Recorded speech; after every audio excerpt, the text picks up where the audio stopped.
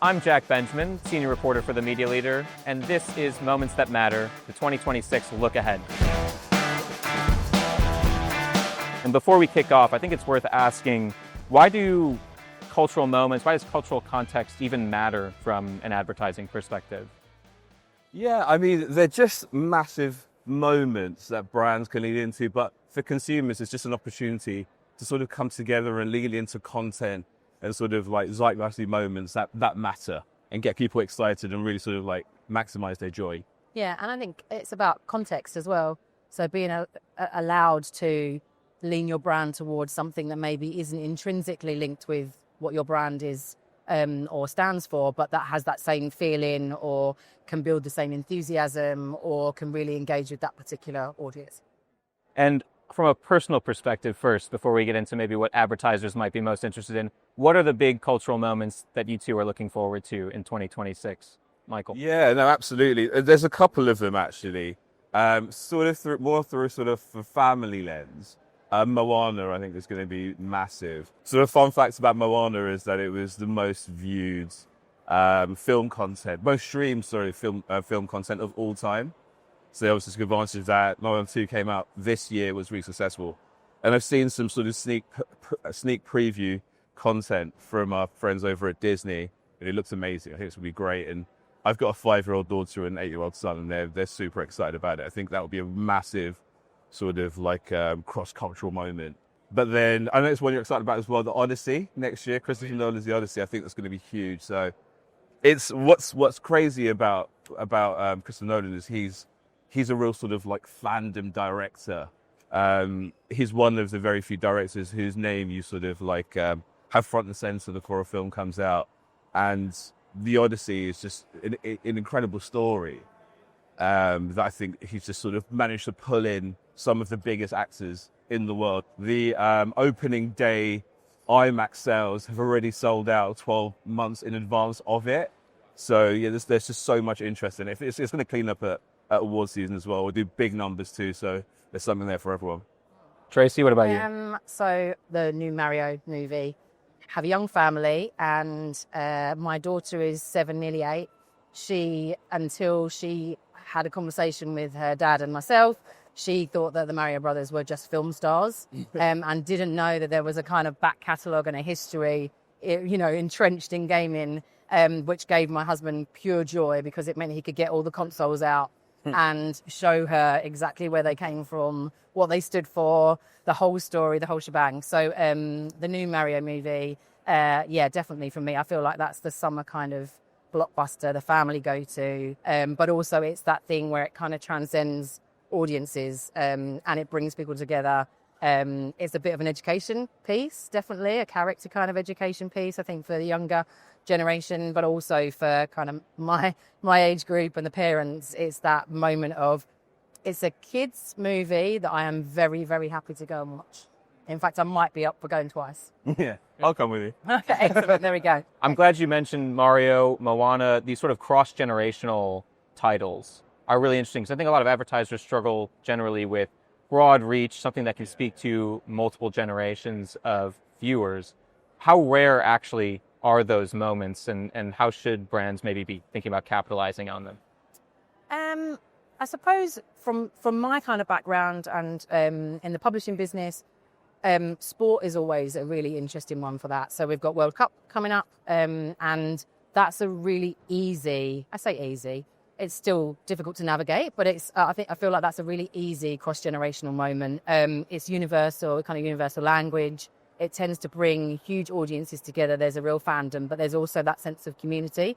And then you've got the ability to go down the grassroots angle, or you've got the ability to go down the inspiring individual or sports person route. So from a brand's point of view, finding those cross-generational moments within sport like that actually is what can be quite simple. So there's one, I suppose, for kind of next year that will be a key tentpole for the year. We're in quite a good place, I think, in cinema with cross-generational moments. A lot of our biggest films over the last few years, and looking at the slate next year, are going to be cross-generational. You mentioned Mario. Yeah, 2 years ago, it was the third biggest film across the slate after Barbenheimer. So, it did over 1 billion globally at the box office. And, just to mirror your point, it's so cross-generational in that I played it as a kid, on the SNES, just rinsed that game. Then I played it on the N64, and then I had kids, and then we were playing Mario Kart on the Switch. Yep. And the film's just so good as well. It's an incredible film. Yeah. It's just like, there's something for everyone. There's a real cultural energy to it as well that you can really lean into. Yeah. So I think that's going to be huge. Minions 3 is coming out as well. One of the most consistent performing franchises. Yeah, it is. It's all of the Minions films and Typical Me films have done sort of almost exactly 50 million at the UK box office. It's kind of crazy. It's crazy, yeah. And instinctively you sort of feel like it's going to be sort of heavily consumed by kids, but over 75% of the audience of the viewership is 16 plus. A lot of those 16 to 34, a lot of the parents, deep pockets, big spenders, a real sort of like ripe environment for consumers. What's really funny about Minions is the whole gentle Minions movement. So how you can mobilize a group of teenagers to wear suits, and just turn up en masse. Yeah. I think last time around they got banned from turning up, but Yeah, they did. Yeah. I think they're going to come back again because they're just so funny. That speaks to how a individual piece of IP or a film or could be a sport can actually sort of galvanize an entire sort of social movement, or certainly is on social media or it goes viral somewhere else. How should brands maybe be thinking, or advertisers in particular, be thinking about maybe using some of the big titles or a sport event as a tentpole from which to move their campaigns through or bounce off, I suppose? I think, going back to Mario, I told you I'd mention it quite a lot. They had a partnership with Pringles, but using the shape of the Pringles tin to highlight the fact that that's the tube that Mario and all the characters kind of pop through. Really so simple, so straightforward. It's a physical product. It's a shape that kids can understand. They come in red and green and blue, and so do the Mario kind of tubes. Makes a real sort of impact, and yet it's a really simple idea. And the sort of the IP spin-off of that and being able to produce other things off of the back of that, I think is, again, just a really straightforward one. Another one, I suppose, is around something like, and we talked about this, something like K-pop Demon Hunters. So a Netflix film, but was so popular, was unexpected, turned up in the summer of this year, and the numbers were kind of breakthrough. And then it ended up in cinema. It did, because of the kind of audience excitement, the fandom that built very, very quickly. It was then a cinema sing-along series. And I just saw a social ad, I think it was this week, that K-pop Demon Hunters and Vans, the skate shoe, have now partnered to create, branded products. Michael, I know a lot of advertisers are increasingly using cinema as almost a launch pad for some of that extra activity. Can you speak a little bit about how maybe that's changed over time? Yeah, absolutely. I suppose, I used to be a media planner myself for like 15 years. And at the launch of a campaign, you want to find that sort of launch spot on TV to sort of be able to hit the ground running and sort of maximize your impact and scale really early on. And just sort of with the sort of evolution of TV, and we love TV as a channel ourselves. We know that there is an opportunity if you identify the right films to be able to sort of reach a critical mass very early on to sort of drive fanfare at the start of the campaign. And there are sort of loads of films, this year and next year that can absolutely do that job. That can really sort of be an opportunity for you to lean into impact, to lean into fame, and to lean into attention, to cut through those brand stories. Another thing to lean into, perhaps, is community. It's been a big topic this year, I assume next year as well. I mean, the fandoms around some of the IP. You mentioned the Minions earlier. What are some other examples of big communities that are cropping up around some of these big titles, especially as we look into next year? What's coming up? You've got the horror community, which I think, so off the back of the writer's strike, there was a massive influx of horror movies that turned up on the slates over the last couple of years for a number of different reasons. One of them being, I think, that they are slightly cheaper to produce and often can be done in less locations. But the horror kind of like genre has a huge following, huge backing. It's the number one style of movie that our male media audience love. And you've had 28 years later sequel come in January. That's a huge kind of IP, a historic IP. There's been a big kind of gap. But that combination of Cillian Murphy and the director both together, again, obviously he's not featuring, but I think there's a plan that he is helping with the production, and he's also potentially coming in another movie. The audience anticipation for that, the kind of Reddit fandom that's been going on about predictions and understanding of the characters and what's happened in that sort of space and time that's been since the last movie 15 kind of years ago until now. There's a fan push for what's to come, and almost a little bit of a kind of using the fans as the direction, I think, as well, to help kind of explain the story or where it's going or the premise a little bit more, and using some of the fans' content, which I think has been really interesting. Yeah, I completely agree on the horror point. It's really blown up for us and for audiences, especially 1634, which is one of our heartland audiences. And it's really interesting through a lens of sort of cultural fame and cultural impacts. Because I suppose it depends on how you want to define cultural fame. So, you can look at the Barbenheims of the world, but actually last year, Sinners and Weapons blew up. They were huge.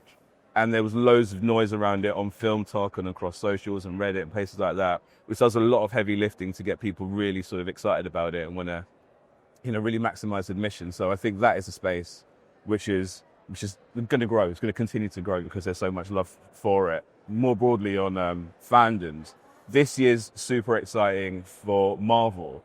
So Endgame was one of the biggest films of all time.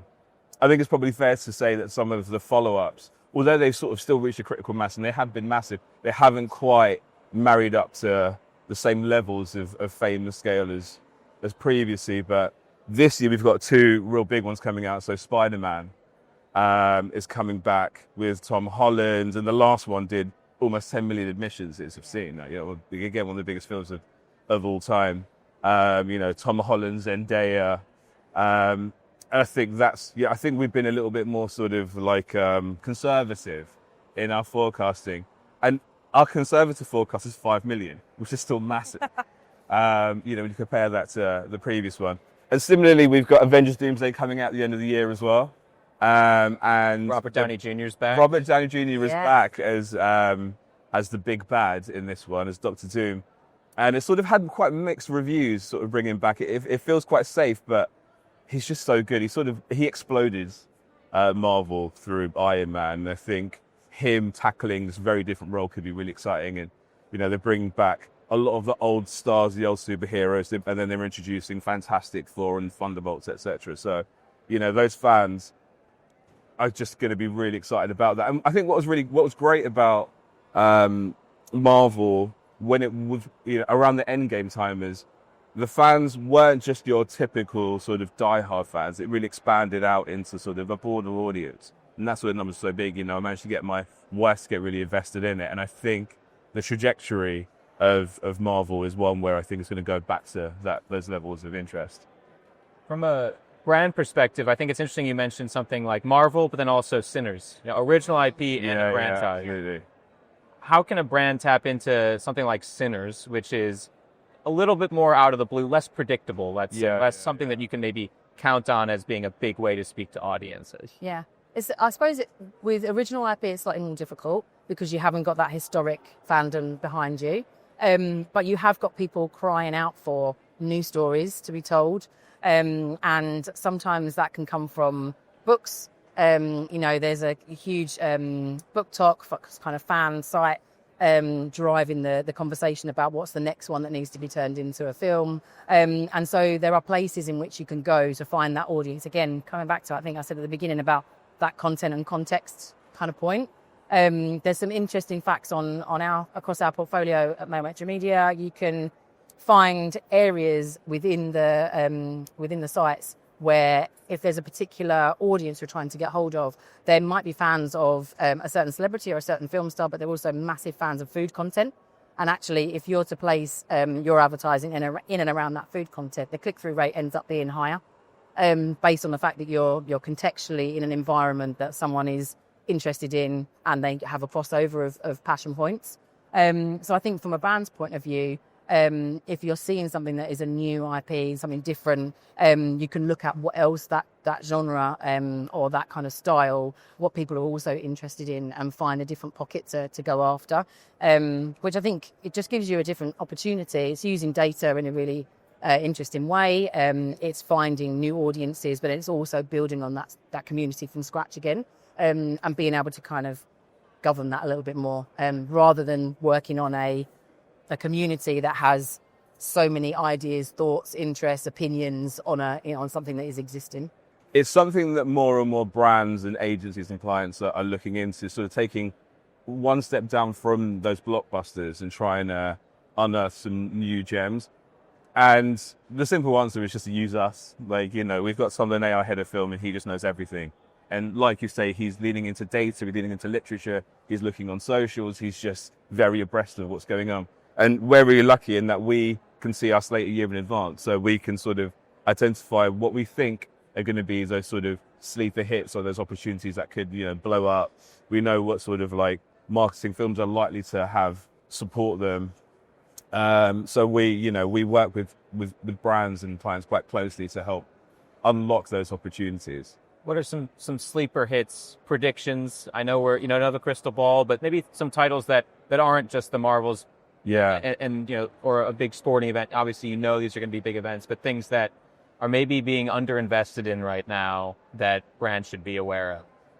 I think I would maybe highlight The Bride. It's Maggie Gyllenhaal's directing that movie. It's hotly anticipated. It was pushed back, so I think it was meant to come last year. It's now coming this year. Again, quite stylized, but in that for a thriller, drama kind of area. Something that I think audiences will really be surprised about, especially having anticipated it for so long, but also having a great female director, well-known, something new to go and get involved in. And I think there's possibly more to come from her as well. So that would be mine, I think. Jessie Buckley looks like she's going to have a huge year. She's got a lot of big films in her back catalogue. And then Wuthering Heights as well. Emerald Fennell's new film is going to be really fun. It's probably going to be pretty steamy. Yeah. But a lot of people are sort of talking about it already, and I think it's going to end up doing really big numbers. She obviously did Promising Young Woman previously and Saltburn, so she's got a lot of skin in the game of working on films that a lot of people would sort of catch as fire in the zeitgeist. Yeah, and those are also two British films, or yeah. films about British culture as well, Yeah. Wuthering Heights and Hamnet. But I think they'll really translate as well, like across the pond too. Yeah. With the talent involved as well. Yeah. One other last core theme, we've talked about cross-generation, we've talked about fandoms and communities. I wanted to ask a little bit about nostalgia. It's become a really big topic, not just in brands, but in culture more generally. When I look back at 2025 and most years, I notice there's lots of franchises, sequels, but also a lot of, let's look back in films that were set in the 80s and 90s, and we're at that era now. Soon it'll be the noughties, and I'm going to feel very old all of a sudden. What's behind this phenomenon of nostalgia, and do you think brands are doing enough to capitalize on that at the moment? I mean, there's a huge amount of trust and safety in nostalgia, like zooming out a little bit from the actual kind of titles or releases, but there's something intrinsically linked with your childhood or growing up, what you enjoyed.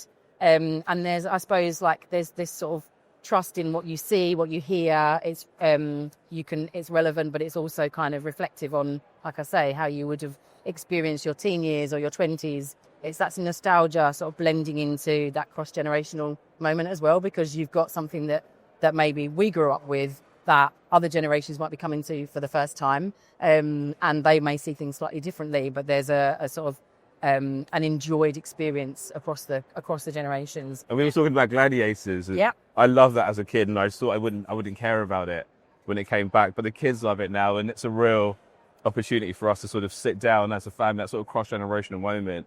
And that sort of transcend to cinema as well. You know, there's loads of opportunities for that sort of cross-generational event moment where you can bring the whole family together as an opportunity to just sort of really sort of solidify your relationship. So Toy Story 5, Toy Story 4 came out in 2019, so that was 6 years ago.